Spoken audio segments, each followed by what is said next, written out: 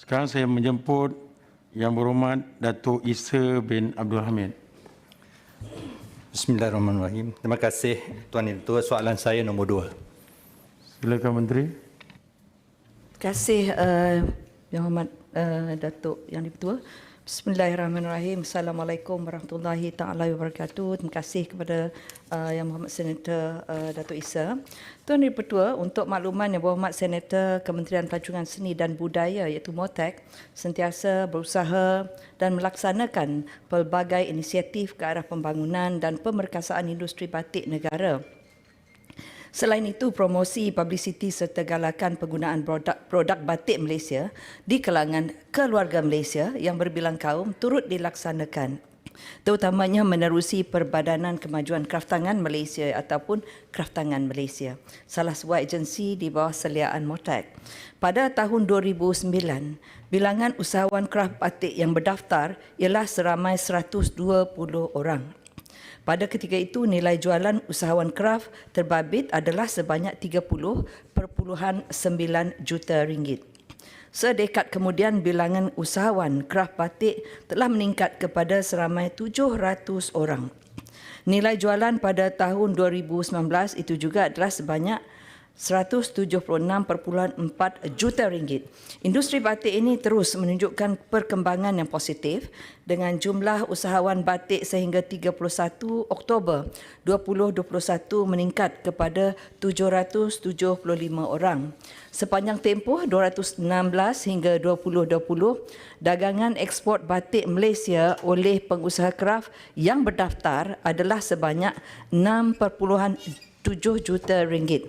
Manakala bagi dagangan ekspor batik Malaysia pada tahun ini sehingga 31 Oktober 2021 yang lalu, nilai yang dicatatkan adalah sebanyak RM289,000. Nilai yang agak rendah ini adalah dijangka ekoran penularan COVID-19 di seluruh dunia yang bukan saja memberi impak kepada penutupan sempadan, malah turut mempengaruhi ekonomi global. Walau bagaimanapun, jumlah dagangan ekspor batik Malaysia dijangka akan kembali pulih selepas sektor ekonomi dibuka sepenuhnya yang memberi kelebihan kepada usahawan batik untuk memasar dan mempromosikan produk mereka. Kalau kita lihat Yang Berhormat Datuk Ketua, kita lihat perbandingan dari domestik dan juga antarabangsa ini, memang jualan domestik ini ada lebih tinggi, 839,652,187 ringgit 64 sen berbanding dengan 7,097,333.43 ringgit itu untuk antarabangsa. Ada sebab-sebab tertentu mungkin yang menyebabkan ianya perbezaannya agak jauh. Ini adalah untuk seluruh 2016 sehingga 2021. Terima kasih. Soalan tambahan. Soalan tambahan. Terima kasih Tuan Ketua. Saya ingin bertanya soalan tambahan. Apakah usaha-usaha kraftangan dalam meningkatkan inovasi bagi kaedah penghasilan batik supaya batik kita lebih diterima di luar negara dan negara-negara maju? Sebab kita melihat bahawa penghasilan batik perlu ke arah yang mesra alam. Sekian, terima kasih. Terima kasih Yang Berhormat Senator. Sebelum kita pergi ke arah inovasi, kita perlu ada juga kita punya R&D dengan izin, di mana kraftangan memberi bimbingan dan dari aspek pengeluaran produk dengan memfokuskan kepada peningkatan kemahiran teknikal untuk meningkatkan kapasiti pengeluaran dan kualiti produk. Ini dilaksanakan melalui inisiatif program kemahiran dan peningkatan kemahiran. Saya menjurus kepada soalan tadi lebih menyentuh mengenai inovasi, di mana kalau dari segi ciri-ciri inovasi kita di sini, kita melihat kepada keadaan suasana di satu-satu tempat. Misalnya kita telah melahirkan satu produk cara untuk membuat batik melalui tanah liat. Itu kerana tempat-tempat tertentu itu mempunyai tanah liat untuk membantu pembatik-pembatik atau pengusaha batik tempatan. Kita juga ada linut. itu dilahirkan daripada tempat yang mempunyai banyak linut. Ini salah satu tempatnya lah di Mukah, Sarawak, kerana mereka banyak sumber linut tersebut. Jadi ini adalah di antara yang kita dapat fikir sekarang ini, di mana ianya lebih mesra alam. Jadi Yang Berhormat, saya berterima kasih kerana ini memberi peluang kepada yang lain juga mengenali apakah peluang kita untuk memberi cara baru untuk membuat batik. Dia malah ada eco-print ya, Yang Berhormat, eco-print. Saya minta izin saya bagi segi masa sikit. Saya pergi ke satu tempat yang begitu jauh pedalamannya di Sarawak, Bak Kelalan. Mereka tidak ada sumber lain tetapi tanaman. Mereka mengambil tanaman itu digunakan sebagai salah satu daripada sumber untuk menjadikan batik, kerana mereka tidak pernah buat batik di situ. Jadi itu juga merupakan satu inovasi untuk melahirkan usahawan batik di tempat-tempat yang terpencil. Terima kasih. Soalan tambahan. Datuk Razali. Terima kasih Yang Berhormat Menteri. Pertamanya saya ucap terima kasih kepada Yang Berhormat Menteri kerana memberi peluang kepada pengusaha batik, di mana hari Khamis kita pakai baju batik di Parlimen. Persoalan saya hanya satu sahaja, berkenaan dengan persaingan harga di antara batik tempatan dengan batik luar negara. Kalau sebut batik mesti datang daripada Terengganu dan Kelantan. Jadi sekarang batik daripada luar seperti India, Pakistan berlambak masuk ke Malaysia. Jadi persaingan harga itu sangat ketara. Batik luar murah, batik tempatan mahal. Apakah kaedah ataupun perancangan pihak kerajaan untuk menjaga batik negara kita ni digunakan di negara kita sebelum kita nak ekspor? Terima kasih. Persaingan tadi. Terima kasih Yang Berhormat. Terima kasih Datuk Ketua.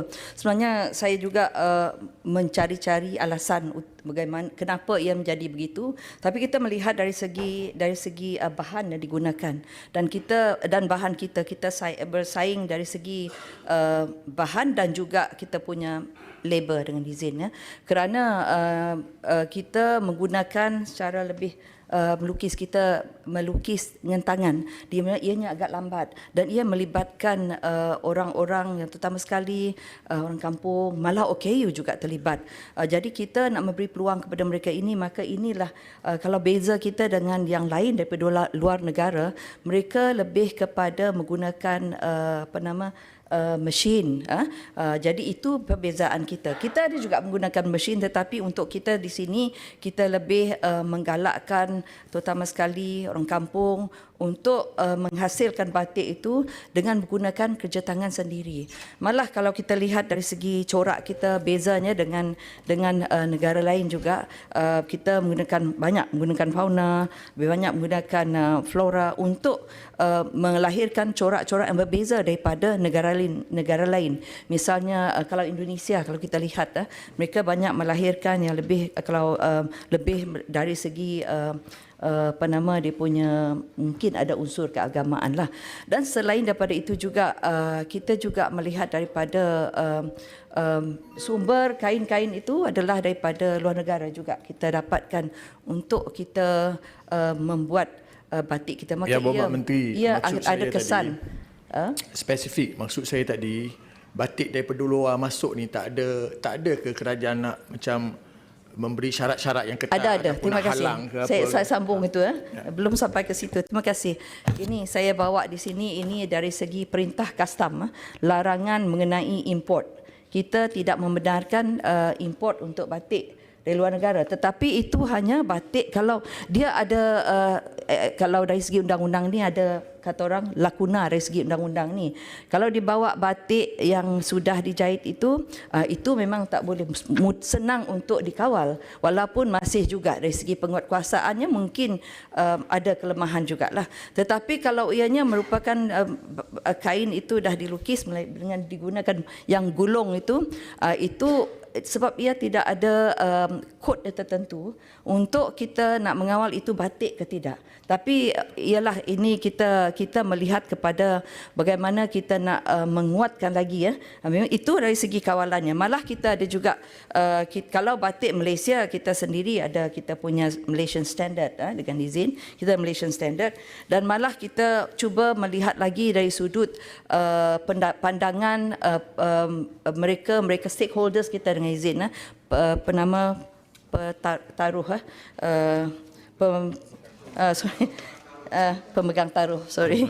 Jadi kita ada juga konsultasi dengan mereka untuk kita menguatkan lagi dari segi penguatkuasaan ini.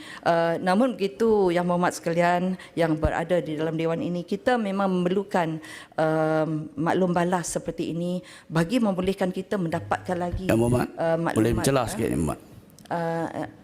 Tuan Dipertua boleh mencelahkah? Ini pertanyaan biar Menteri selesaikan dulu. Ya. Terima kasih. Saya rasa itu dah cukup menjawabnya. Tapi saya juga menggolong petang ini kalau ada nak bersedia dengan soalan-soalan yang lain. Boleh juga. Terima kasih. Soalan tambahan Yang Terima Dipertua. kasih kepada Yang Berhormat Datuk Seri Haja Nancy Sukri, Menteri Pelancongan Seni dan Budaya.